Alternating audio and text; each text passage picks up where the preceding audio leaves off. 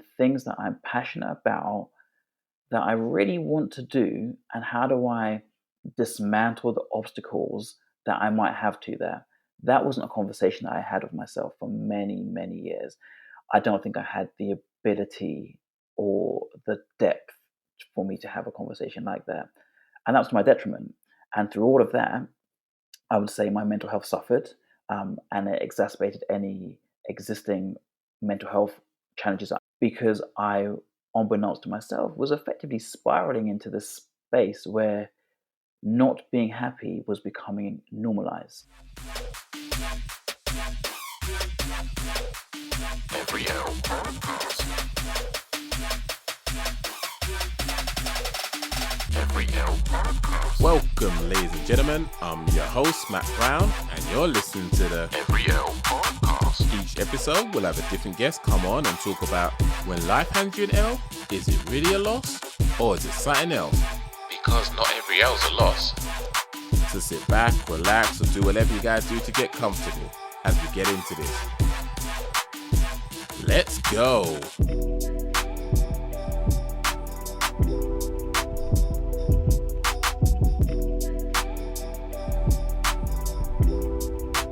Welcome everybody to another episode of Every Year Podcast. My name's Matt and I'm here again with a fantastic guest. That is so cliche to say, but I don't care. It's my podcast. Deal with it, right? I am here and I have someone who I've known for about 3 years now. Yeah, about 3 years. And he is someone, you can see his name if you see the artwork there. He is someone who has actually helped me in more ways than he will ever actually know. Even the things I tell him now, he will probably have heard me say in passing, but he won't know that I actually go away and think about what he said, actually digest the gems that he drops just from him naturally having conversations with other people, because we're in a group chat and he will say things to other people and I'll just catch it and be like, that's interesting. He is such an eloquent, he's such a passionate, such a thoughtful, very methodical type of guy.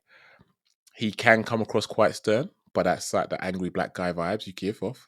But truthfully, he's hedge. That's why he gives us the angry black man vibes. But he's absolutely amazing individual who I am so honored to call a friend. He's just been someone who is very well versed in the education system. He's very well versed in life in general. Not saying that he's old, but he's observant about his surrounding. He consumes knowledge. He applies wisdom. He's that type of person who isn't necessarily just book smart, but also has common sense, which is a very rare thing in this society. And I'm grateful for him being the person he is and for him to allow me to be in his presence and to just learn from him, to understand that not everything that is in place has been there forever and a day. It has been created by someone and it doesn't hurt to challenge it. And by challenging it doesn't make you a bad person. Like all those things to other people may seem like, well, that's obvious. To me, it wasn't. And I've got no shame in admitting it. I'm so honored and so grateful to have Arion on here, who's just amazingly eloquent, amazingly passionate, amazingly just a decent human being. When I feel that society, social media just promotes the other side of society and not highlight the people like him who are doing what they can to improve it, to get it to where it needs to be. I'm not going to take away anything else from his intro in case there's anything else he wants to share. But before we dive into his first L, I'm going to ask Arion to please introduce himself as he sees fit and tell people what he wants to tell people, and then we'll go on to his first L. Sir, how are you? I'm good, thank you. And thank you for your very, very kind intro. Arguably too kind, but I will graciously accept it. But no, that's very flattering. To hear such kind words being articulated about yourself. So yeah, thank you very, very much. Yeah, I don't really know what to add to that really. I'm a teacher, I'm a dad. I have a lot of views that I often articulate in writing. That's my main kind of passion in terms of like kind of content online where you can hear or read, I should say, so many of my views. Yeah, like a lot of what you said in the intro is just me having views and wanting to put them out there, and happy to have debate and conversation about them, but also happy for them just to be out there. And that's just something that I've articulated and put, whether it be online or just in conversations or just out in spaces for people to observe or ignore. That's basically what I like to do. I like the power of language and the power of sharing ideas. I think that's the thing that's really, really powerful about you is the fact that a lot of the times, at least in my experience growing up, not a lot of men would communicate with words. They would communicate through emotions, and that would normally be anger or something negatively viewed like that. But you are not. You're willing to put your opinions out there and live and die by what you said in that instance. Don't get it wrong. I'm not saying that you're ignorant to the point where you say it and that's it. It's a matter of no, I'm happy to potentially change that opinion. But as it stands right now, that's what I'm thinking. Put it out there, and then people can then have a debate, can have a conversation, and you're here for it. And I think that's such a healthy place to be, because it helps you to be a more well-rounded person, to be observant of your surroundings, understand the times, and maybe like what I do the podcast, what I may have thought prior to going to a conversation with someone, maybe how I no longer feel after having a conversation with someone, because things will change. The more you know, the more you need to know in general, and you don't know what you don't know, so it's a matter of you're never going to stop until you're dead. But that's morbid. Let's not talk about that anymore. I'm going to go into his first L because I'm getting very. I'm actually feeling a bit flustered here. I don't know why I'm getting flustered. I'm flustered because I really like talking to you, if I'm honest, and I don't care who knows it. So, no need to be coy and be shy and whatnot. I would love to hear more about this first L you put, which is failing to pursue happiness in life. So, we all know about Will Smith and what he done. We're not talking about that. We're talking about a fantastic movie called The Pursuit of Happiness, which was an amazing movie, and I'll argue with anybody about that. And a true story. Yes, and a true story. But I can't take away from how much that story resonated with so many people and inspired people to sort of feel like they need to push through whatever they feel like is holding them back. When you sent that through and when I read it, it makes me feel like, I know you. Obviously, I don't know anyone like that, but it's sort of like, oh, this is interesting, because I'm thinking the life you have, and this is obviously from the outside looking in, seems lush, seems amazing. But the fact that you're telling me you didn't pursue something, it's like, wow, what does that look like? And I'm happy for you to go to the top of it and tell me how this started and what the journey looked like. So I would say in my failure to pursue happiness, the journey started with me being ignorant to the journey having commenced. I don't think I ever really knew that I wasn't pursuing happiness in life. I don't think I truly knew what happiness in life meant. And it's taken me a long time to realize what that is, but it's taken me even longer to actually change course on the journey to actually pursue it. And this is something that's really long term for me, I would argue. It's something that we don't get taught in school. We don't necessarily get taught in the home. And there are many factors and many people for why this may be the case. I would say for me, it started off as a child where we're used to having to conform. We conform in the school system, we conform in terms of the expectations that society has upon us, we conform in the expectations that our parents have upon us. And no one really in my life said, when you're older, be happy. It was when you're older, do this or this type of job or this type of career. And everything was really superficial. It was all about perception, really. And that was well meaning. I am the first person in my family to go on to higher education, and I think there was almost a an expectation that I would do that, and therefore there was an expectation off the back of that of what type of jobs I would be doing, and no one ever had the discussion of would you be happy doing these jobs, or would you be happy in this type of career? It was just a case of this is what you're going to do because it's what you're supposed to do. And when you have that as the narrative growing up, what happens is the notion of happiness just isn't present because you're not having that as something that accompanies all your other thoughts. It's just like, I've just got to get to do what this thing is, what X expectation is of me. And I'll say that's where it started. It started just kind of needing to conform. And that's never helpful. And with my own son now, I realize that, and that plays a big role in my parenting. I I have a focus above everything of him being happy. Looking for schools for him. He'll learn to read, he'll learn to write, but where will he be happy?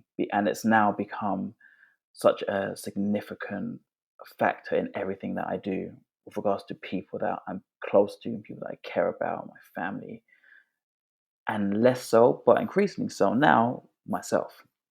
So I would say that's where it really started for me in not pursuing happiness. It's that need to conform or that expectation to conform. So conforming, I understand because as a parent, I know like my eldest, love him to bits, but he's going through a period of time where he's exercising his personality, and some of it I'm having to try and weed out if it's actually him or other influences like TV shows, people at nursery, whatever. And admittedly, I do want him to conform because I say need, and that's probably the wrong word to use, but I need him to do certain things at certain times. Don't talk to strangers, don't do this, don't do that, for various reasons. But I'm mindful that I need to allow him to be his own person. I need him to allow him to express himself. The reasons why I may not want to do that or encourage that is because it adds too many variables and makes my day longer than it already is. And that's me being completely honest. Do you think your parents were potentially like that, where they didn't want you to find your own way initially or to pursue something that made you happy because instead of you just doing what you need to do this, do that, go school, get this big gold job and sit there for the next 35, 40 years? Oh, if you're looking for happiness, that means actually looking. And it's not just one place. It could be here, it could be there. You might go left 100 times and all of a sudden go, oh, I could go right. That's long. I don't know. I don't think they knew otherwise. I think they were always well intentioned, as most parents are. And for them, maybe they perceived happiness as being in a certain kind of career or just going through the motions in terms of like your academic achievement. That's how they perceived happiness. I think there's also something to be said for when you are first generation of like immigrant parents. Both my parents are West Indian, and there's something to be said for that expectation again of you're going to go to school, study your books, and you're going to go and do this, and you're going to do better than what we did. And I think it's not just a race or cultural notion. I think there's also a class notion as well, like being working class man, being working class parents. Again, it was a case of you're doing all of this to get yourself a job that will provide you a good quality of life. And that's what we all want. But I don't think they understood the notion of having happiness as something that needs to be considered in that context. I don't think they understood the context of mental health and that being like a major role in what quality of life actually is. So for them, I don't think it was even that deep. I don't think it was a case of, like this is going to be something that we need to just kind of suppress. It just wasn't a conversation. It wasn't something that was ever discussed.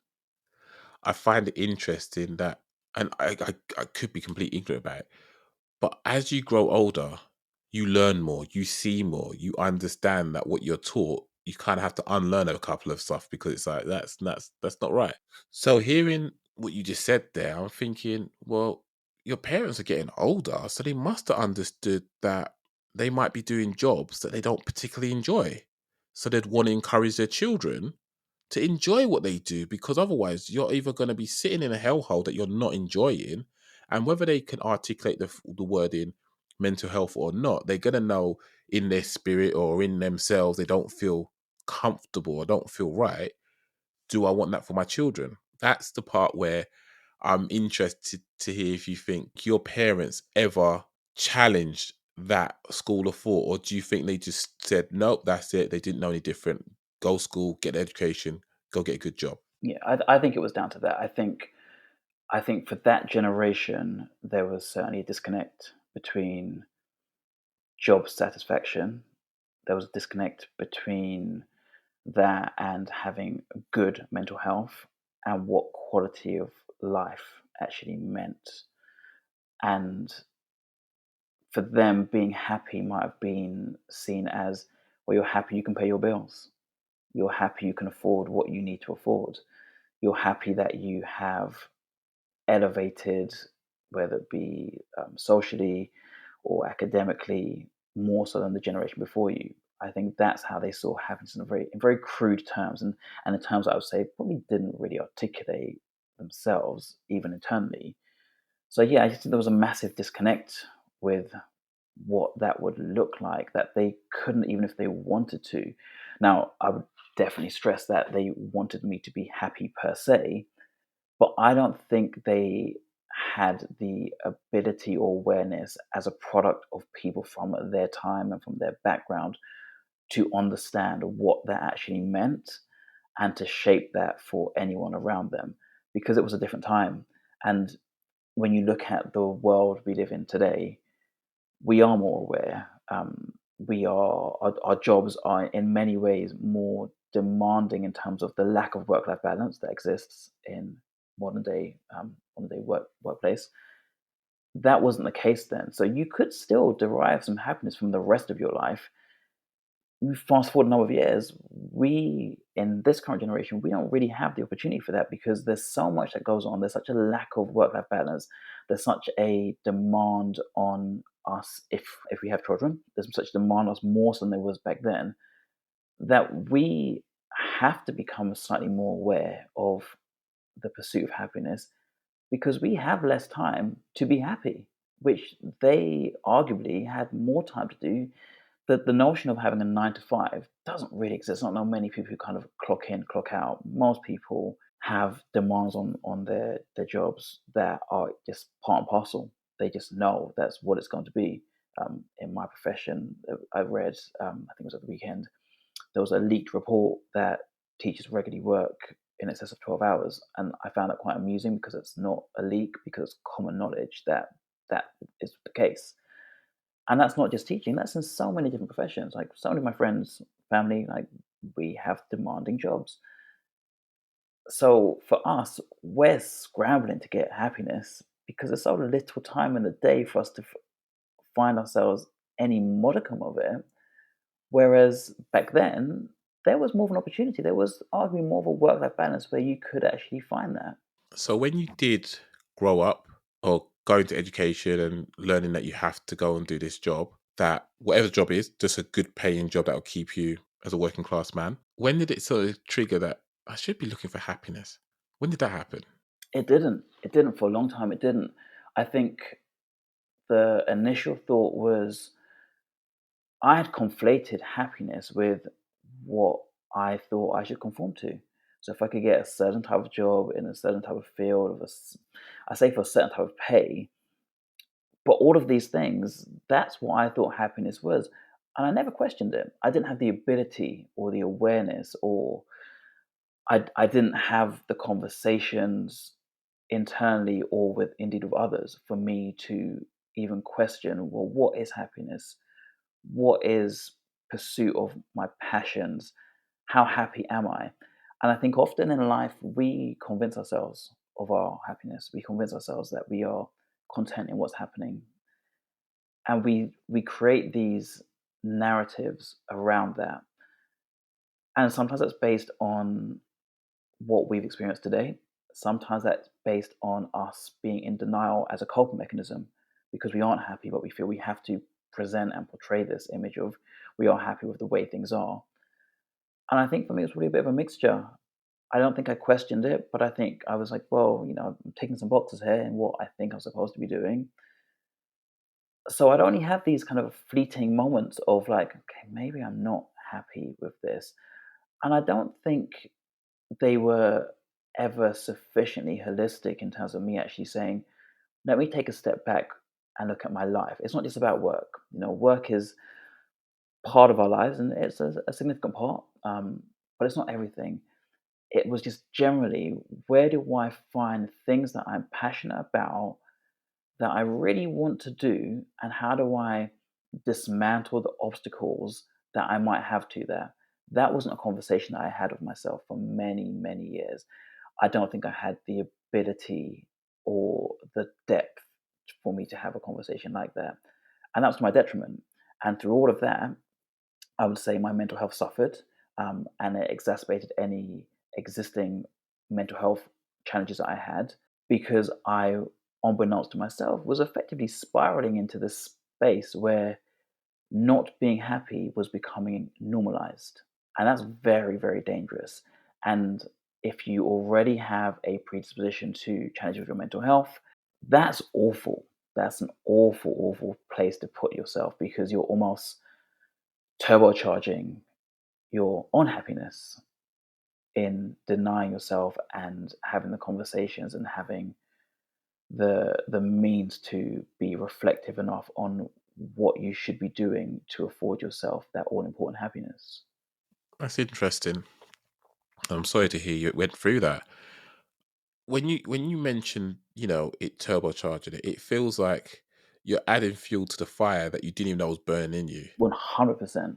You've just started going, oh, let me just put these logs here next to the fireplace, not thinking anything of it, not knowing that, oh, thanks, mate. That I need that because I need to just kick off and grow and manifest itself. One thing I did want to ask is, even though you hadn't identified happiness as something to necessarily consider in your pursuit of a career in life in general, was you not exposed to other people that had considered that as a factor in their pursuit in life? I don't think I had, and I think one of the problems that I did have growing up was my perspective was probably quite narrow. And by that, I think my identity was very much shaped primarily as Black working class man. And I wasn't exposed to, nor did I feel there was necessarily a need to to interact with other views. So an example I'd give is, I didn't take a gap year when or prior to going to university. Now, I love to travel. That's something that I discovered later in that pursuit of happiness. But at the time, that wasn't something that I felt was for people like me. People like me did not spend a lot of money on traveling when we were not in a job, and it was essentially postponing going to the workplace to get a job. Just didn't do that. So again, you have this disconnect of people who are like, this is something that's going to give me fulfillment and enrichment, and I'm going to do that. And I'm thinking to myself, well, I'm over here. That's not for me. That's not for people like me. People like me don't do that. And that that thought was something that I carried for a long time, a really long time. So I would say that I just didn't feel that I identified with anyone who did anything for themselves. So I wasn't in the frame of mind where I could dismantle any of those obstacles that I had presented for myself either.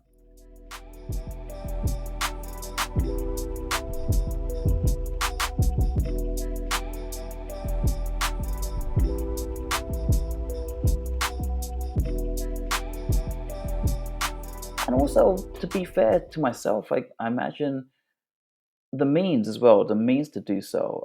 Many people that are able to pursue happiness in that sense, where they can remove those obstacles, the obstacles we have, they're often obstacles of pragmatism. We would all love to just not pay our bills and for nothing to come of it, and to go and be free and do exactly what we wanted. That's a very valid obstacle, because it means that we are keeping some kind of stability, financial and otherwise, in our lives. So I don't think I was ever really able to go full on in search of happiness where there was anything that was going to be related to money. I don't think I was ever able to pursue happiness in something that was required the idea and the notion of what that meant. I don't think I was worldly enough. I don't think I had sufficient cultural capital in understanding where I could even get that happiness from. So again, it just wasn't something that I wasn't able to digest it. I didn't have the mental and the emotional growth, and I didn't have the social awareness for me to be able to digest that idea in itself. And when you said that it took a toll on your mental health, what did that look like? I think at the time you don't know what it looks like because you're sleepwalking. So you're already sleepwalking to a place of what I like to call the cloud, the dark cloud that is there. And for me, that dark cloud was there for a very long time, for as long as I can remember. But for a long time, you don't recognize as a cloud because that cloud is omnipresent. So it's become normalized to you. And one day you look up and the cloud is so dark and so heavy that you realize it's now inescapable. But you've had that cloud there following you for such a long time that it's become strengthened and it's emboldened, and you now can't escape it. And then you realize, well, what would the tools be to escape that? It goes back to happiness, it goes back to self worth, it goes back to seeing value in yourself, it goes back to being able to access the tools that we now know are necessary in securing good mental health. But not only was it too late because the cloud was now far too heavy, but I'd been adding to the cloud with this denial of pursuing my own happiness. So it was almost like this sudden awakening of like, what have I done? I didn't even know what I had done, but the result is something very, very bad. And the reason I say it's the cloud is because you can't escape a cloud. You can't escape a cloud. And the reason I say the cloud becomes so darkened is because when you're in a cloud, or when a cloud's above you, I should say, you're looking for a chink of light. You're looking for something to just see, like, can I make a breakthrough to come out of whether it be depression, anxiety, stress, whatever it may be? You're looking for something to give you some hope. But when you dismantle all of the tools that enable you to do that, what you end up doing is removing any sense of a chink in that armor of the depression or the anxiety that has its hold over you, and you can't penetrate that. And that's essentially what happened to me. I didn't realize that I was kind of sleepwalking into this. I think on some level, I probably knew that I was already not in a good place. In fact, I would say on some level, I knew I was not in a good place, but I didn't know that I was adding to it. I should say that's where the ignorance lay. I knew I was not in a good place, but I was sleepwalking to it, and it became normalized. It was just so normalized for me to feel a certain way that denying myself any sense of happiness was also normal. It was really normal. It was not a conversation I ever had with myself. I don't remember ever having a moment of reflection saying, what would I really like to do? Even if I thought it in the most abstract way, it's like, oh, that would be a nice thing. Never really stop and think, well, how could I do that? What would that look like? And there's also that challenge that we have at every space in our life where we always feel it might be too late to do something. And generally, it isn't actually. We just think that because we're in that space. When you're in a space where you feel you have to conform, and when you're in a space where you feel constrained by the the ideas that are presented by your identity and the societal expectations that you have, you don't feel that you are able to do anything else. You're blocked. You're not able to take a step back and say, well, actually, like this is what like it would look like to be happy or to try something else. You're just not in that position to do so. Are you happy? Generally speaking, no. Yeah, generally speaking, I would say no. There are now aspects of my life that make me happy, and that's an improvement. My family, my son, that affords me happiness, like 100%, like in ways that prior to him were unimaginable. I remember talking to people who would say, "Oh, when you have children, like it's like this like level of like love that you can't fathom." And as someone who was already quite damaged by their mental health, quite very damaged, I just thought to myself, okay, that's for most people, but that won't be for me. But that's not the case. Like, and it's something that you can't articulate when it comes, yourself, like, being a father, you can't articulate it. So I do have aspects of happiness now. There are things that I enjoy doing that I do now try to pursue. I don't always get to pursue them as much as I would like to, but that's life. That's not even just a reflection on me. That's just life, and that's life as a parent as well. We make sacrifices, but there are things that I do enjoy doing, as I mentioned earlier. I do enjoy articulating thoughts and ideas and putting them out there. I enjoy travel. I enjoy like working out. Like there are things that I know are now important for me to make time for. But if I wanted to put a label on my life, am I happy, unhappy, whatever it may be, I couldn't say, yes, I'm happy. Now, I don't know how many people could. I think some people could. I think some people who say they could are maybe in denial. I think some people who say they could have found that source of happiness earlier in their life. They've been fortunate to be exposed to that, and they've pushed for it and they found it, and that's great. But I think there are a lot of people who maybe just don't know that they're not happy, and there are a lot of people who've normalized this sense of just we just plod along and we just accept what things are. We have our lot in life, and that is it.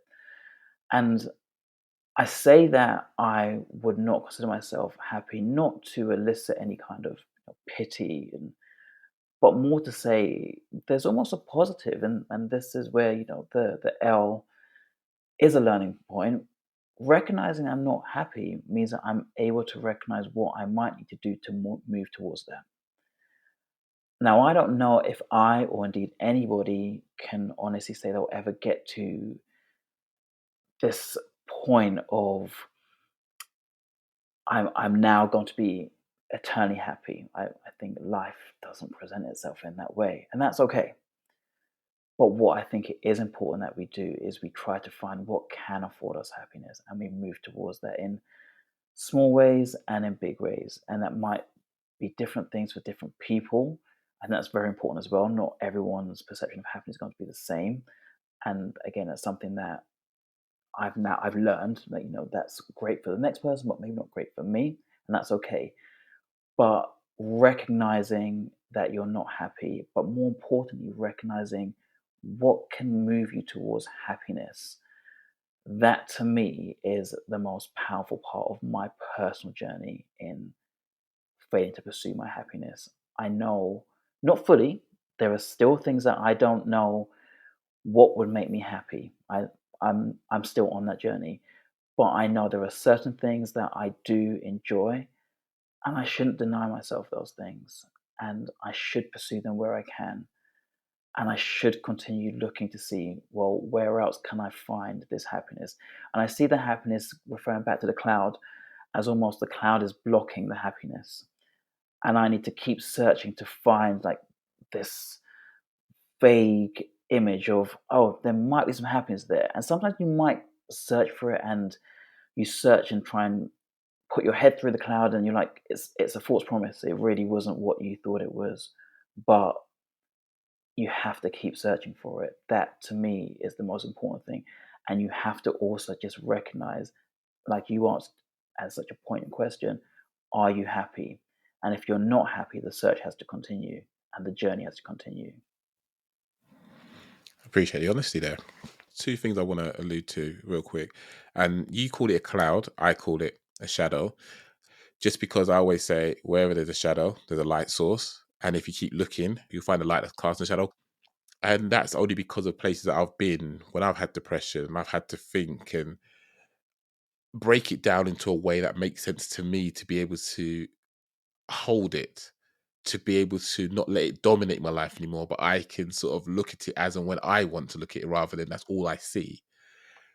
When you mentioned about having your son, and I feel like this is how I understand it to be and how I explain it to people because, like yourself, people just say, "Oh yeah, when you have a child, you will never understand." All right, cool, whatever.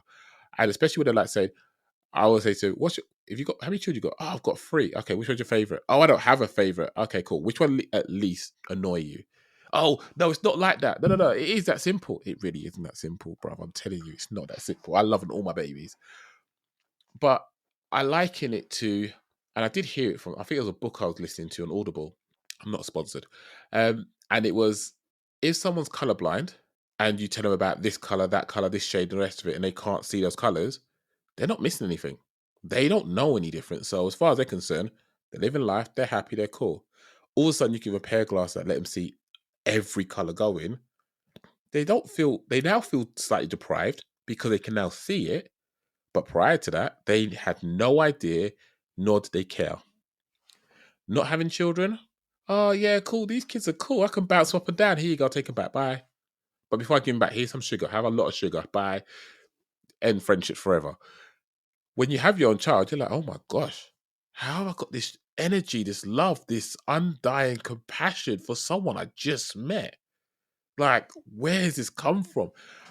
And to anyone that's listening to this part and you haven't got children, whatever reason, don't feel bad. It is what it is. It's hard to have empathy on something of that magnitude until you've actually experienced it. Just like how people can talk about depression, poor mental health, and things like that. If you haven't experienced it, it's very difficult to kind of have that empathy, that connection.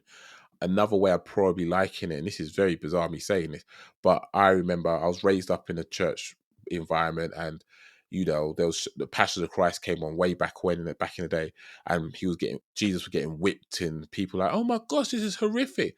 I didn't think it was that bad because I got beaten by my parents. So that wasn't too far away from what I'm exposed to. So when people don't get disciplined like that, I can imagine them going, "Oh my gosh, this is inhumane." Nah, man, that's standard. That's you saying that you didn't take out the chicken and let it fall before your mum come home. That's what that was. That's calm. Not saying that's right. I'm just saying that's how some people can understand things better when they're exposed to things that are not too dissimilar. I appreciate your honesty. I appreciate how you're speaking of your pursuit of happiness, how you still want to see because you're not there, how you understand there are pockets, if I was to use that word, of happiness that you sort of dip into every now and again because you have the ability to do so. But I would like to know, when did you decide that happiness is something that you had to pursue?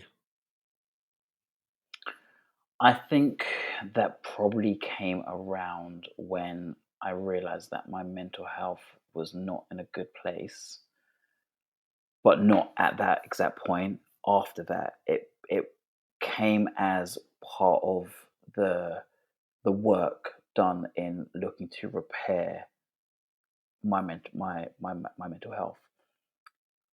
And I think when you go through that process of counseling, when you go through the process of self reflection, when you go through the process of having to recognize in yourself why you might feel the way that you do and accepting that to be the case and not normalizing it, when you go through that, part of that journey is realizing what's missing. And you start to realize, well, things might be missing from childhood, things might be missing from experiences growing up, things are missing in terms of those parts of the jigsaw that maybe you just never had and maybe never will have. And you go through this journey, which can be quite a traumatic journey in doing that. but it's necessary because otherwise you normalize the pain. And as part of that, not even necessarily something that I was conscious of, like, right, next stop on the journey is to decide what would make me happy. Because, as I said, I don't know if that's something that complete and total happiness, if that's something that will ever be afforded. If I'm honest, I don't think it is. But you get to a point where you start to say, I can now recognize that at various points, I have been absolutely miserable and I've had that cloud of depression. And I know that cloud is intermittent. I know that cloud will be coming back at some point. Let's take that window where it may have just receded slightly and let's do something we like. Or having those moments of almost courage where you say to yourself, no, I want to do this.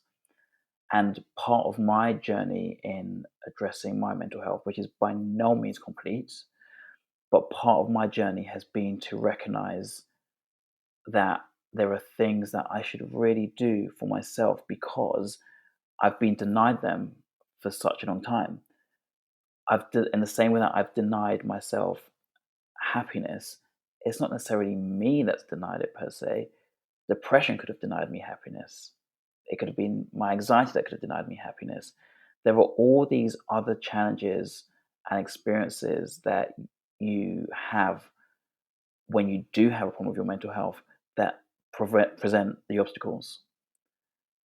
And when you get that window and after you've experienced that for such a long time where you know it's coming, you know it's that cycle, you do start to say to yourself, no, I need to do something for me because I've got this fleeting clarity that tells me everything that depression told me was not necessarily true.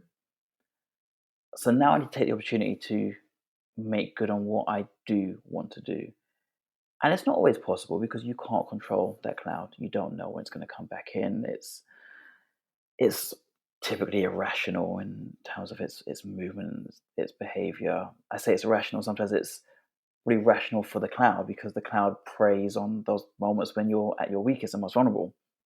But I now know that it's important to do those things for myself.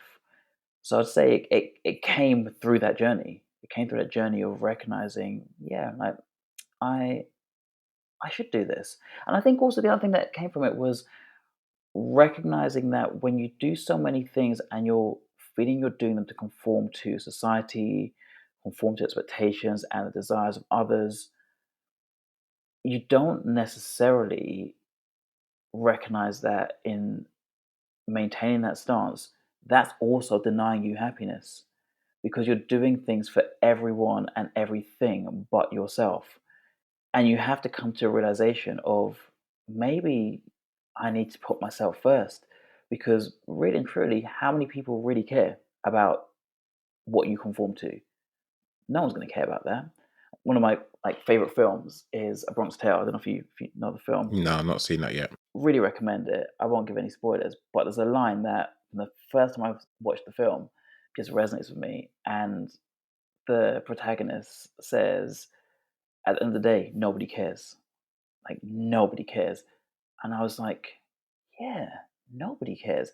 And now to break that down, that's not me saying that nobody cares, period, about anybody. But there are things that we have in our heads that we feel other people care about. So bring it back to me and conforming or bring back to me and meeting expectations, nobody cares. And I'm denying myself happiness for something that no one's really going to care about. If I did job X and someone else wanted me to do job Y, no one's going to care. Like, no one's really going to care. No one's losing sleep over what job you did. No one's losing sleep over that you wanted to partake in that activity. Like, nobody cares. And we get so much caught up in our heads of the expectation of what other people are going to think. And when the point at which I started to realize, let's chase that happiness where we can, was when I realized and accepted nobody cares. No one cares about those things. No one cares about image? And if they do, why would you care? And that for me was the turning point in recognizing, yeah, you know what, like these things you want to do, just do them. And I'm not fully there, but I think that it's that ideal that will push me gradually towards that, in terms of it doesn't matter what it looks like, move away from perception and move towards substance. And when you do that, the obstacles that you put up often become meaningless.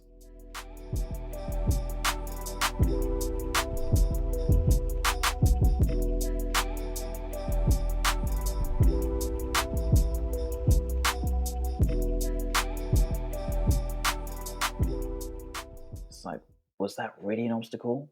Was that really something that I said I can't do this because of that? Didn't matter. No one cared about it. You in turn don't care about it. So what's stopping you now? The only thing stopping you is the cloud telling you you're not worthy of it. You're not deserving of it. But you've dismantled everything else, which now tells you it's okay to ignore the cloud on this occasion. And the more you start doing that, the more you've broken down that section of the cloud that preys on your vulnerability. It's a very valid point. So it sounds like you're potentially living in fear because you're just not doing things because you're fearing that other people are watching you, other people are doing this, and they got their own clouds they're dealing with. Yeah, yeah. I mean, so often I think so many of us we march to the beat of someone else's drum, and that's a really dangerous thing to do. And in doing so, we tell ourselves we're happy because we think that's what happiness should look like. And we all have these projections of what we're supposed to do and what happiness looks like. And it's actually based on what someone else tells us. And there's so much of that in the world. We're told we're supposed to, I don't know, get married, or we're told we're supposed to have a certain type of job, or we're told we're supposed to have a certain kind of status. Now, for some people, these might be things that they want to do, and that's great if they do. But how many people really and truly take a step back and say, is that for me? And when you don't do that, that in itself is you weaponizing your conforming to be a tool against your own happiness. I think it's easily done just because if we're going to use the analogy of a jigsaw, you could be doing a very bland section of the jigsaw and it's going to feel like it's going to take forever and a day to find where you fit in. But you don't have that time because you've got bills to pay, you've got things to do, and you haven't got that length of time to do it, which is bad to say because you should afford yourself that time, that grace to find your feet, find where your place is. But yeah, it's hard. I hear you. And I just can't get out of my head how that's something that you kind of had to go through. Because as people probably know, most of my guests, I say most because there are a couple that I've known them for a very short period of time. I've known you for a little while. And to think that that's something that you struggled with is interesting because it's not too far away from how I've felt. I've got no qualms in telling people that I've been a people pleaser. I've got no problem telling people I've lacked an identity. I've got no problem telling people I've had certain thoughts and stuff. That doesn't bother me in the slightest because if it makes other people feel less alone, then so be it. But I want to ask this question: if you could rewind the clock back to when you were younger, whenever you think it would be necessary, what would you tell yourself to encourage yourself to just get back to sort of not, I don't know, not to be consumed by whatever was consuming you at that point, to then look and pursue happiness? That's a really good question. I don't think there's one answer to it, whittle it down to like main points. I'd say, firstly, it would be to say no to that fear of failure and that fear of coming out of my comfort zone, particularly at a young age, having the perspective to know it's okay to try something and it maybe doesn't work out for you because you're still young enough to actually make good on that. And even if you don't make good on it, that's part of the learning experience. It's the Yale becoming the learning opportunity. So I think that would definitely be one. Yeah, that would definitely be one of them for me. Also, and there's something that I'm still grappling with. So it's not just applicable when I was younger, but it's applicable now as well. Trying to discover what my passion is and where it lies. That'd be a major one for me, because I think if I found that when I was younger, that would have driven everything that I did. And it would have driven me towards happiness. Now, it could have driven me to struggle in some ways, but I would like to think if I had a passion behind me and what I was doing, whatever that may be, and that's not just in a career sense, but if I had that passion that was driving me, that in itself is the pursuit of happiness, because you're actually driven by what makes you happy. You're not driven by anything else. You're not driven by, but I've got to make money for it. I've got to do something that looks a certain way. I've got to do something that's going to, please somebody else. It's just, no, I want to do this. I enjoy doing this, and I'm going to pursue this. So being driven by passion would definitely be one of them for me. And I want to say the last one. I'm going to try and keep it to three. The last one would be talking therapies, talking therapy for sure, because I think that is hugely underrated in signposting you to what you need to do to forge a path that can get you towards where you need to be in attaining happiness. Like, how old would you be at this point? That's a good question. Ooh. Maybe talking teens. Yeah, teens, I would say. Sort of like 15? Yeah, maybe a bit younger. Maybe a bit younger. Because these were thoughts that I've had for as long as I can remember. Okay. Yeah, Do you think you'd listen to yourself? that's a good question. That's a good question.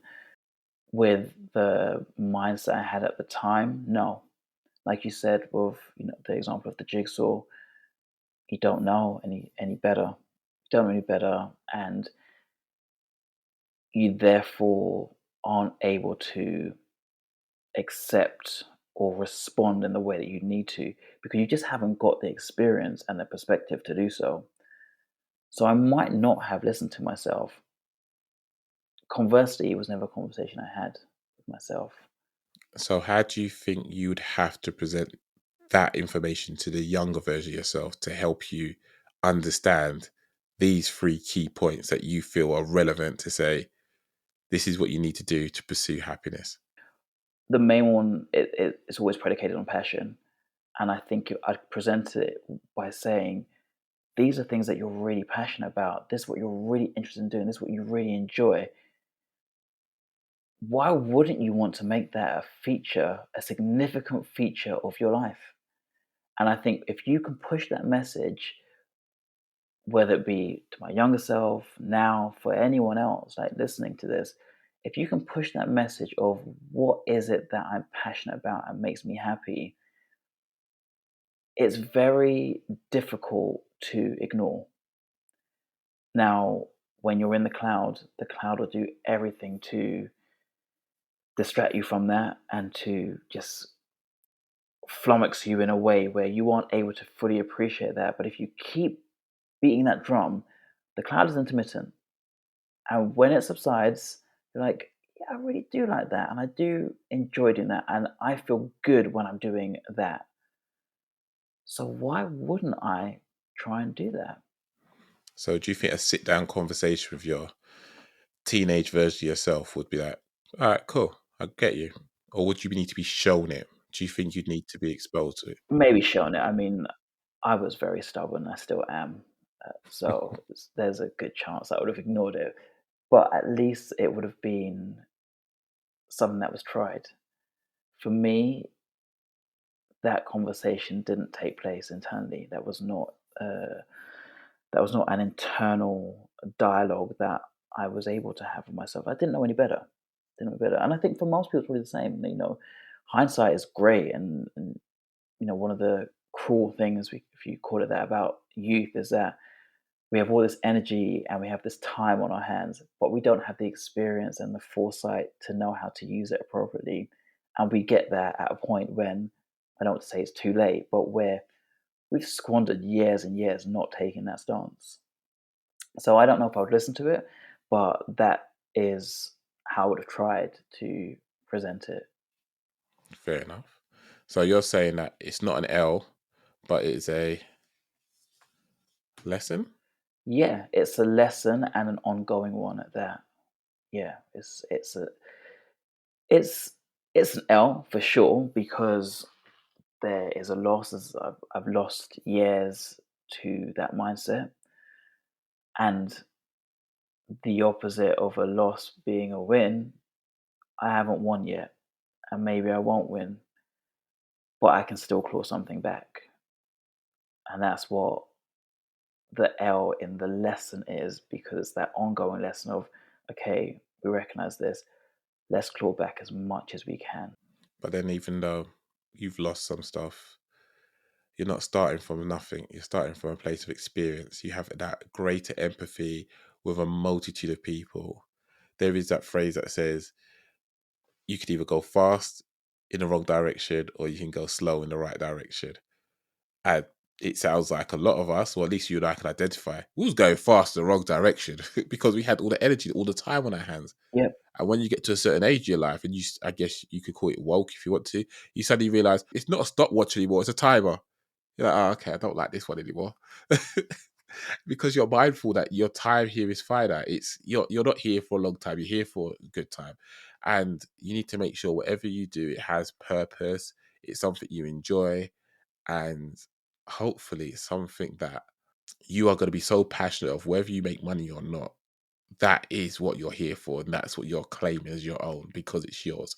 Whether it be loving on your family, whether it be loving on your friends, building things, whether it be relationships, being creative, however you identify with creating something, that should be it. Because I know I went through a time where I denied myself the time to sit down and just play computer games or to create something, and it eventually got to a point where I was in a very dark place.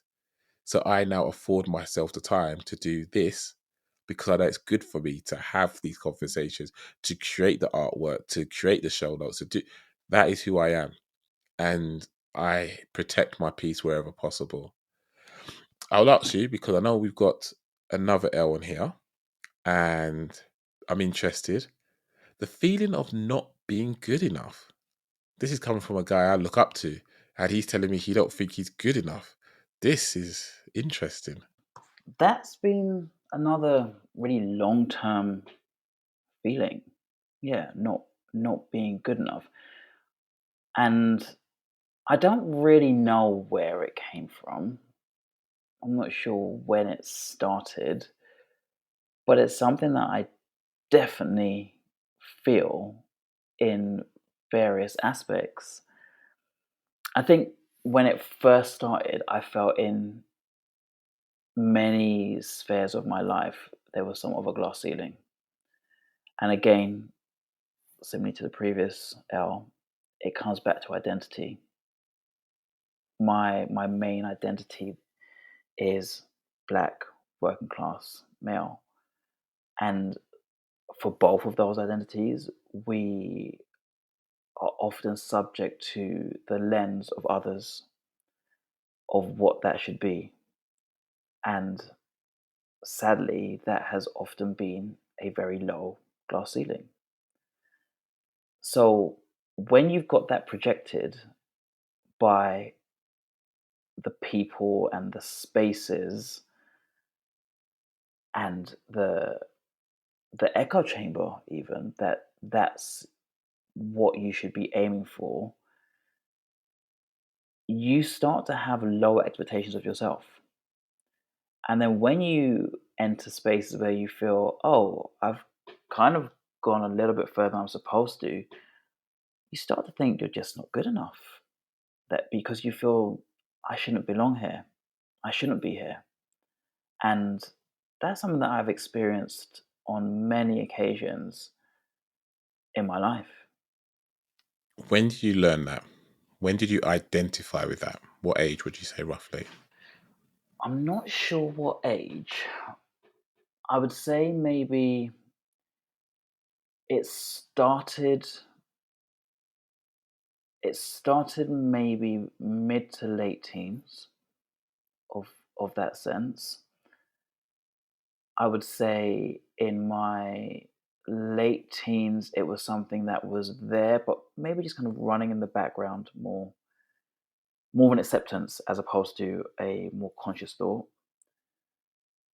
But when I started and entered the workplace, that's when I remember it being something that I acknowledged was how I saw myself. And I remember being at a job where internal job postings would come around, and I would look at the jobs. And I remember saying to myself, I still remember this now, thinking certain jobs of a certain salary and at a certain level of seniority were not for people like me.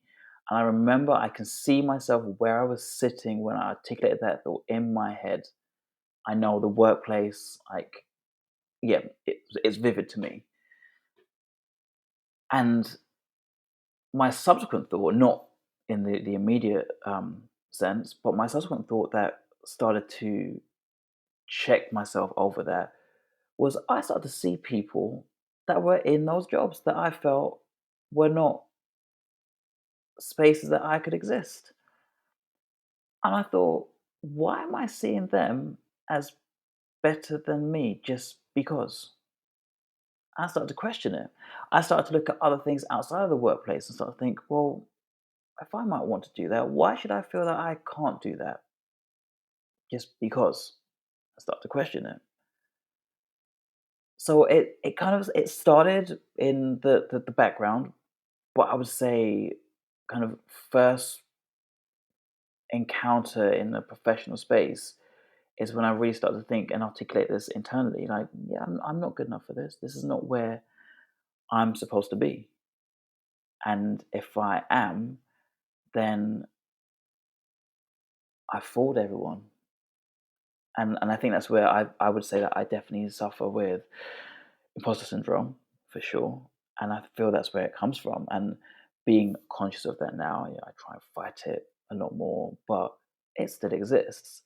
Because for me, I feel there are some things and some spaces that I can have confidence in, and there are others that I can't.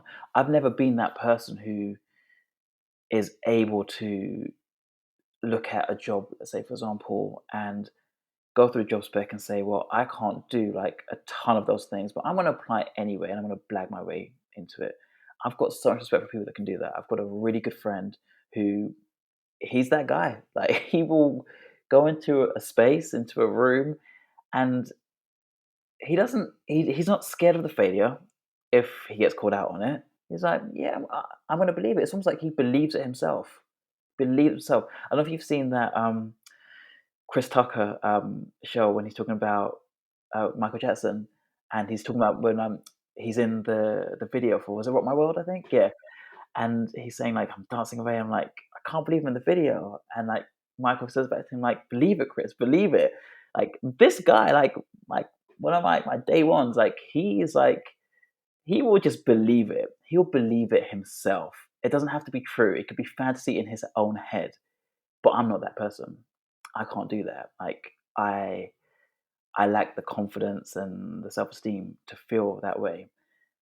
And I think a lot of it is down to the fact that I also am quite good at not showing that. And that's not necessarily me hiding it, but it's me maintaining a facade that means people don't realize it. Like I tend to surprise people when I discuss this. They're like, what do you mean? Like no, like I don't feel that I'm good enough to do certain things. I'm not good enough to be in certain spaces. And that's always been like a fear that I've had for some time.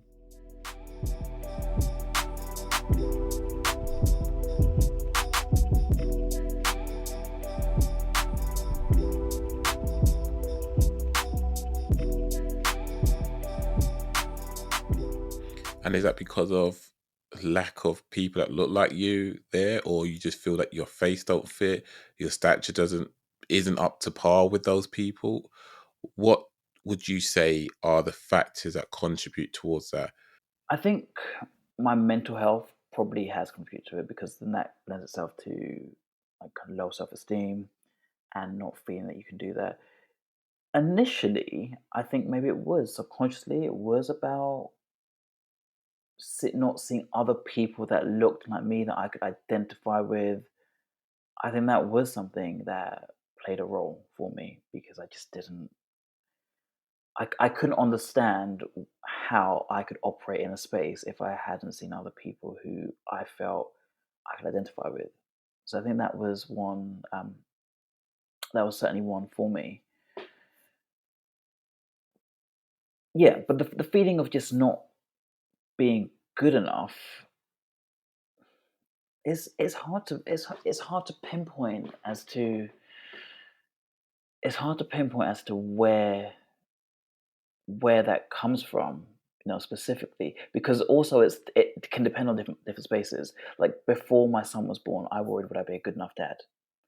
You know, you go into a job, like, would I be good enough at the job? You go into any kind of like, you're putting out your ideas in content. Like, is it going to be good enough? Is it going to be judged fairly? Will people see it as content that is worth consuming? You feel that, so it can vary on different it can vary on different fronts for sure. My But the difference is with a child, Yeah, there's no backsies. yeah, With a job, you get training. yeah. But it's more important, Yeah, being a parent, being a father is way more important, and the fear of not being good enough in something that's a lot more important. No matter how I might feel about the job, like, it's a job. It's important, yeah, for sure. But if I wasn't going to be good enough as a parent, that's a problem. so can I ask you this question? If parenting was to have a job spec, do you think you could tick every single one of the things that you were required to No, do for it? no, and no one could. And if they said they could, they're lying. But here you are, so many years into it, doing a fantastic job. Thank you. Why do you not carry that same mentality into other job specs that you potentially could do? I feel with being a parent, there's a bond, a connection that is just deeper than anything else. It's deeper than anything else that I know. So for me to feel, oh, I'm doing okay at this, and again, I'm not saying that I can do everything, because I certainly cannot. And there are many, many days where I feel I've not done a good enough job by my son. But being a parent is different because of other things. It's almost like it's more formalized. It's more formalized. It's more tangible. Yeah, it's more tangible in terms of, okay, what a good example would look like. And when you have something that is like that, your mind is able to play tricks on you a lot more effectively, because it knows what it's working with. So it can destabilize you. We go back to the cloud. The cloud knows, it preys on that vulnerability, those moments of low self esteem. It preys on those moments where you just don't feel good about yourself. It's harder to do that with things that aren't tangible, such as parenting, because that's a different kettle of fish. With other things, it can say, right, I'm going to prey on that, and that's where I'm going to bring you down. And I think that's probably the difference with why I can't take that space into something else. Like yesterday, someone asked me about, um, in a race, do I feel like I'm going to perform in the race the way that I see in my head?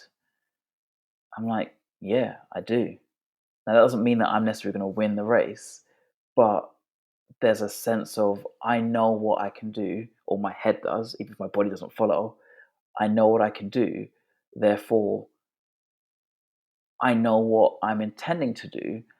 So I don't have to have the doubt of, am I going to be good enough? Because in my head at that moment, at that time, what I'm going to do is going to be enough.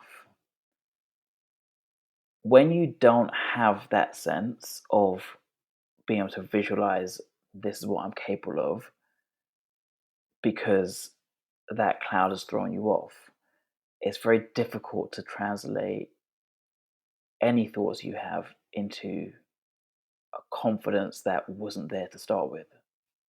I'm finding this so fascinating because we've had conversations offline, and you know how I've suffered with that in myself.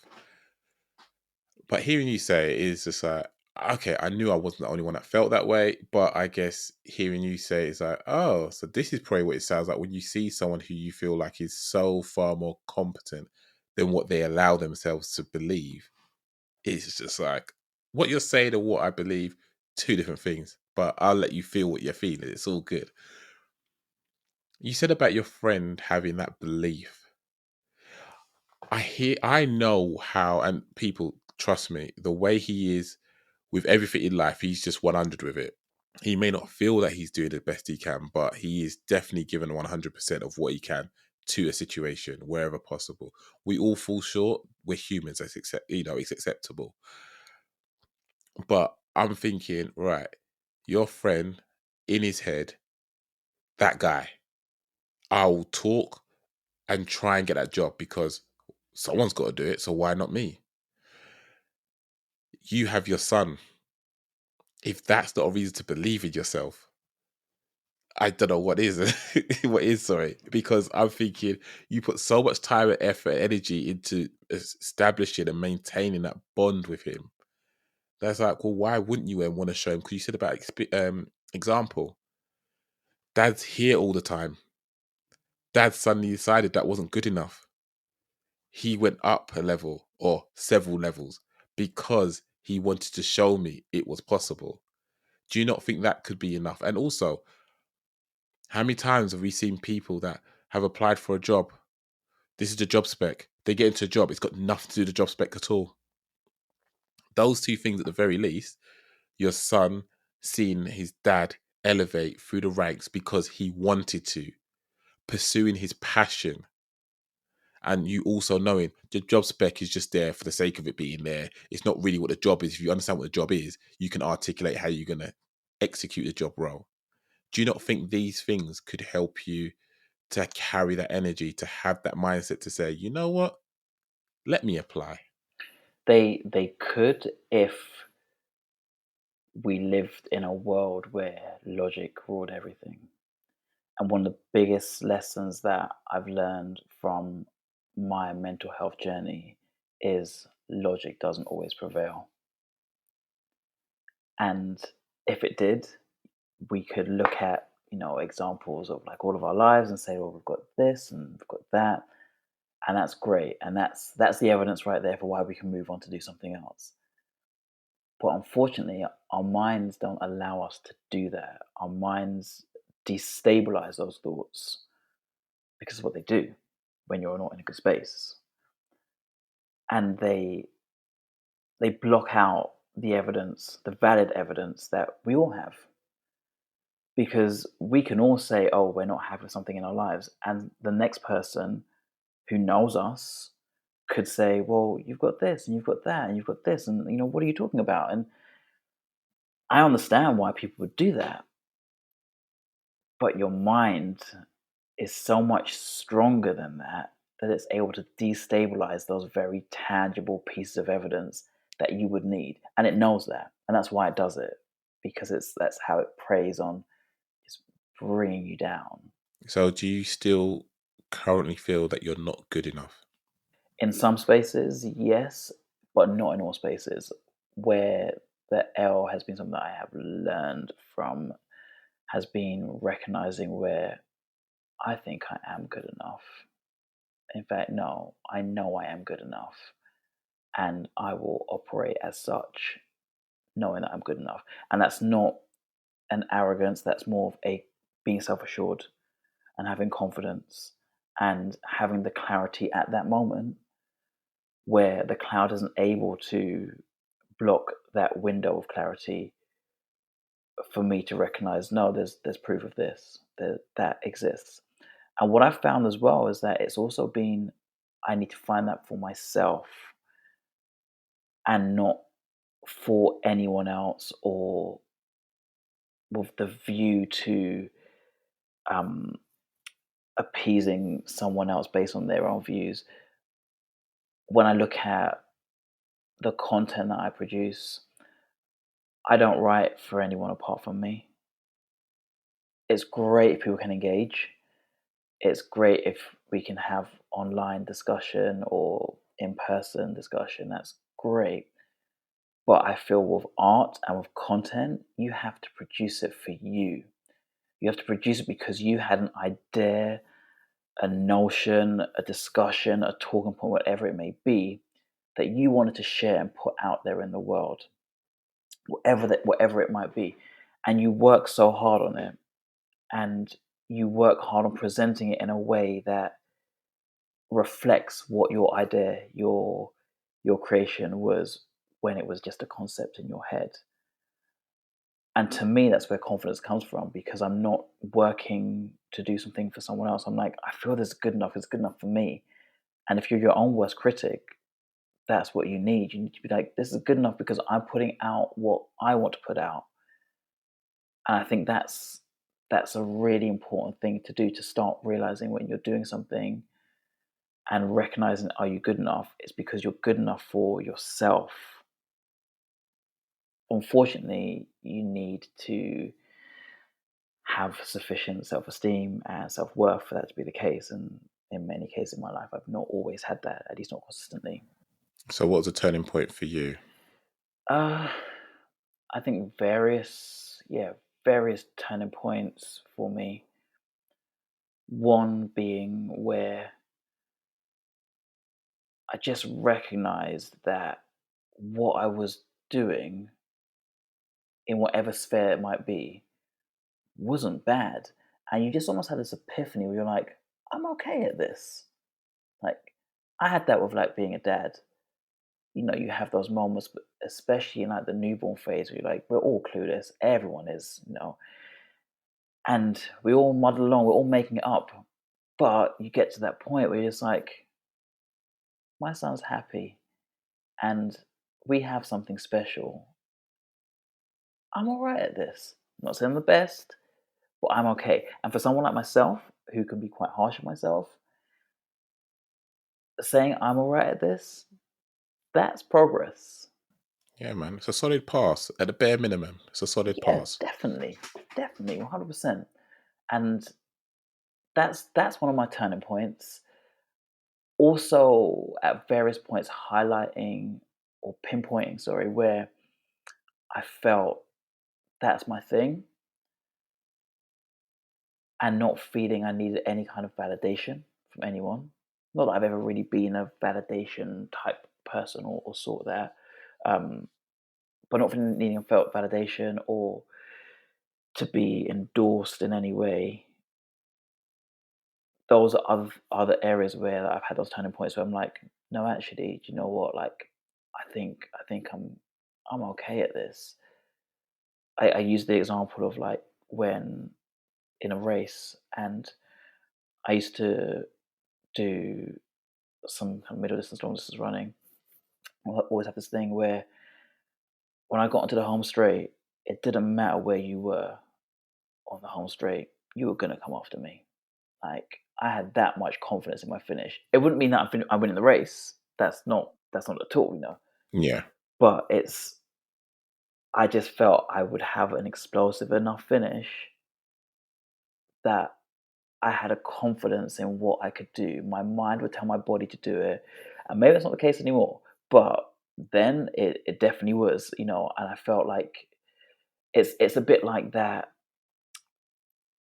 feeling that you get, particularly say, for example, in boxing, as a heavyweight boxer, specifically heavyweight boxing, for anyone who's not a fan, typically, not always, but will typically end with a stoppage, because when you've got that much weight behind a blow, a punch, that's often going to happen.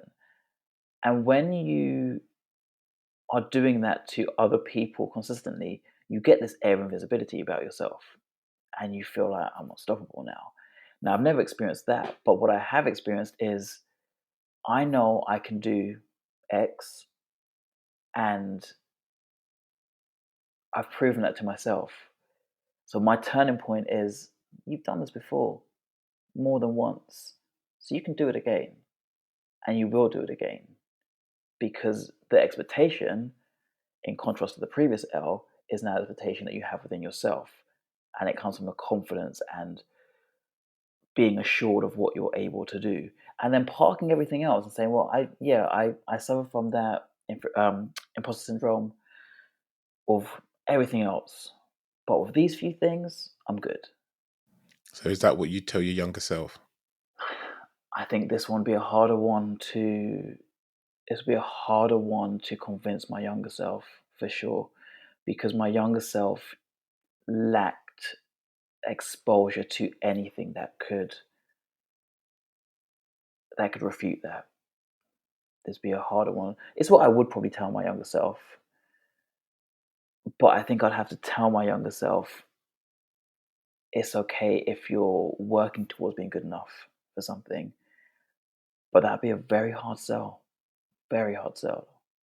So what environment are you creating for your son to allow him to know he is good enough?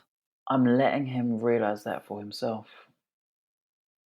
I don't want to tell him he's the greatest, because that's where people crash when they get fed with that narrative. And it might be true, but you need to feed it for yourself. That's where self esteem comes in. That's where our own self validation comes in. That's where self love comes in. You feed it for yourself. And praise, for sure, 100%. As a parent, we all get very excited about what our children are able to do. You know, what might be the smallest thing for me as a parent, or sorry, the biggest thing for me as a parent would be insignificant to someone else because it's not their child. But we all get very excited about what our children can do, and it's almost reining that in and letting him discover for himself. Because what I don't want to do is build this foundation that I can't build to the specification that he needs, because I don't know what he needs yet. And I could build that foundation or that framework where it's to a point that it doesn't facilitate the other aspects he needs, and it's not strong enough for what he requires. Conversely, it could be too strong that it doesn't allow his perspective to be malleable in recognizing it's okay that I wasn't number one in this, but maybe I'm number one in this. So that's the environment I'm trying to shape for him, is one where I am letting him figure out for himself where he feels that confidence, along with me giving that encouragement. And is that the same with him pursuing his passion? Yeah, it is. It is, because in pursuing his passion, I let him try what he wants to try. And if he likes something, we carry on. And I encourage it. And if he doesn't want to, I might still give a nudge to be like, let's try a little bit longer maybe. But I'm not going to hold him back to deter him from something that I think he truly wants to do. And I would love him to discover more than one passion and to run with it for as long as he can. And that means giving him the space to do so. And that's nice to hear, because I figured where you're struggling to talk about yourself as a younger version, how to communicate it, as passionate as you've been talking about it, whether you think you have a passion about it or not, because it's close to your heart. I know how much you love your son. Well, I don't know to its full extent, because I'll never be able to grasp that level of love, except for my own babies. I would like to believe you would not want the same for your son to be exposed to, if this is what you're looking back in hindsight going, yeah, I wish I knew this earlier. I wish I knew it earlier. Of course, you're not going to want to let your son miss out on these years of where he could have been pursuing his happiness, or having that feeling of knowing he is good enough. He may not be the best yet, but that's something to work towards. Life is constantly changing, evolving, adapting, and all sorts. And it's a dance out here, man. You've got to, whatever's playing at the time, you've got to learn how to bop and find your groove and ride that rhythm until you're no longer dancing. And we've had to dance through what we've danced through at our age, and he's got to dance to his things. AI's popping up, which is going to take away a whole heap of jobs for people, but he's still going to have to find a way to provide. He's still got to find a way to be happy. And I'm sure you're going to help nurture a healthy, encouraging environment for him to do so that hopefully he doesn't experience what you did in a not so pleasant way.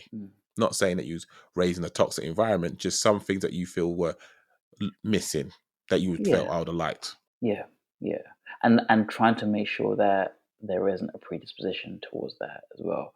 That is one of my biggest fears of him not having that happiness, of him not having that sense of self-worth, of him feeling worthless, all the negative feelings and sentiments and experiences that I've had. That's my worst fear. And I do and need to do everything that I can to make sure that he doesn't succumb to that in any way, or doesn't even come near it. That's my aim. That's my job, is to make sure that I'm facilitating him not entering that space. I appreciate it. Well, thank you very much. So that's not an L. That is something you learned. The previous one was a lesson. So that's really positive, and I thank you for sharing. For the next couple of minutes, if I could ask you to selfishly plug yourself, where people can find your blog posts, find you, engage with you if they wanted to. I'm probably the worst person at doing this, because I don't really do. Yeah, I don't do very well at kind of selling myself.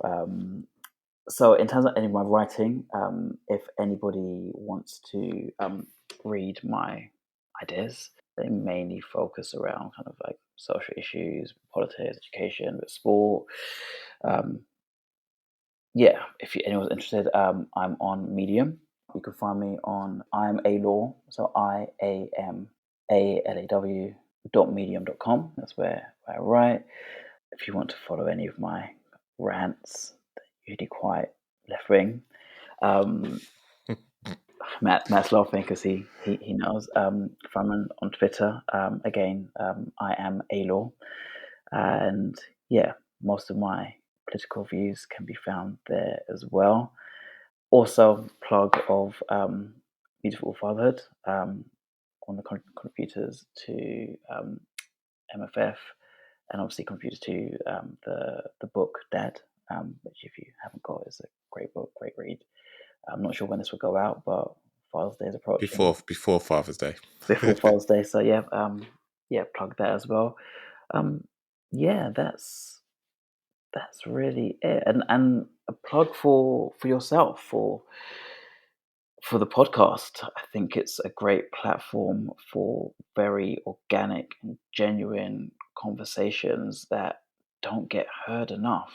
And I'm a fan of the podcast, just listening to the conversations that have taken place and things that have resonated with me, that I've been able to identify with as well. But just that conversation where you almost feel like you're in the room and you're just absorbing the ideas, and they might be things that you don't have a connection with, but you're just like, okay, I didn't see that, but that's a conversation that I feel is a valid one to just observe and just to take in. So yeah, I would plug every other podcast as well. Thank you very much. I'll pay you later. No, I greatly appreciate that. Again, it's a passion project, something I'm doing, and I guess ultimately I'm doing it for my babies, because I know they're not going to listen to me forever and a day. So hopefully, by them listening to a multitude of different people talk about life and how it happened to them, they will learn that life will happen to them, and their right now is not there forever. So yeah, I greatly appreciate that, and I love what you shared. I'm hoping that you are further along in your journey to achieving what you'd like to achieve. You may not ever reach your destination, but hopefully you're enjoying the journey from where you was to where you're trying to get to. And I guess to the listeners, I hope you've enjoyed the conversation. And if you relate, then you relate. If you don't, then I'm sure you can forward this on to someone else that can relate, or you can appreciate the conversation and think, oh, okay, that could be the reason why these people are acting a certain way, because they're feeling some sort of way. But I'd definitely like to encourage anybody and everybody, if you can. And I have imposter syndrome a lot of the time. There's a whole heap of stuff that I can and I do, and I still don't believe that I'm good enough. And I try to carry the same mindset that I do in certain aspects of my life into others. So treat it like you've got something that's burning, and you just go and ignite something else with that same candle or that same match, whatever it is. I'm trying to do that. And I'd like to encourage other people, if you are just doing the best job as a parent, carry that same energy into anything else you do, because you suddenly got to be an accountant, you got to be a nurse, you got to, like, you're all on WebMD at this point. When you got your child coughing and sneezing and all sorts of stuff, then you got to do your budget plan, then you got to be Martin Lewis because you're comparing insurances, you're comparing all this stuff. So if you can do all that stuff, then why are you doubting yourself that you can't do another job? That's my head. If I apply for the job now, I might see 9 things I'm good at. The 10th one I can't do, I don't apply for it. So I've got to take heed to my old advice here, but that's the mentality I'm trying to carry. And I want everyone to just back yourself, believe yourself. And like I said to Ariane before, like, we don't know what happens on the other side of life. We can only hope and have faith that whatever happens, happens, and whatever we believe. But if it's just a series of us sitting down, rewatching our lives, I'm sure we'd be vexed at all the things that we passed up the opportunity to do out of fear, out of being in a cloud. And yes, the cloud, unfortunately, is something you can't necessarily just dispel just easily, because when you're in that headspace, it is very much your reality. But if you can try and put things in place to help you combat it, then please do it for your own well-being, because I'm sure if it was your child, your mother, your father, whoever you care about, you'd want the best for them. So when you look in the mirror, try and give yourself the best as well, because you deserve it. That's about it for now. But I hope you enjoyed the episode. I thoroughly did. And yeah, just remember, nothing about a caterpillar tell you it's going to be a butterfly. And that's the case for this. So enjoy what you're doing. And if you're not where you want to be, as long as you wake up and draw a breath, it means you've got another chance to make it happen. So take care of yourself, look after one another, and I'll see you in the next episode. Take care.